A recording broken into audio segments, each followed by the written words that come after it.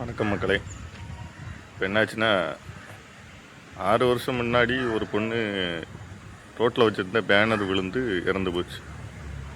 அதுலேருந்து அந்த பேனர் கலாச்சாரத்தை தடுக்கணும்னு பேன் பண்ணாங்க. அந்த பேனர் கலாச்சாரம் கொஞ்ச நாள் இல்லாமல் இருந்துச்சு. இப்போ இந்த புது ஆட்சி வந்த உடனே ஆரம்பிச்சிட்டாங்க. இப்போ இன்றைக்கி என்ன நடந்திருக்குன்னா, ஒரு ரோட்டை மறைச்ச மாதிரி பேனர் வைக்கிறத தடுத்த போலீஸ்காரர் கையை உடைச்சிருக்காங்க. உடைச்சது யாருன்னா, டிவிக்கு தொண்டர்கள் தான். 2 பேர் பேனர் வைக்க போயிருக்காங்க. அதை தடுத்த போலீஸ்காரரை தள்ளுமுள்ளாகி அவர் கை முறிஞ்சு போச்சு. நீங்களே பாருங்கள் அந்த காணொலி.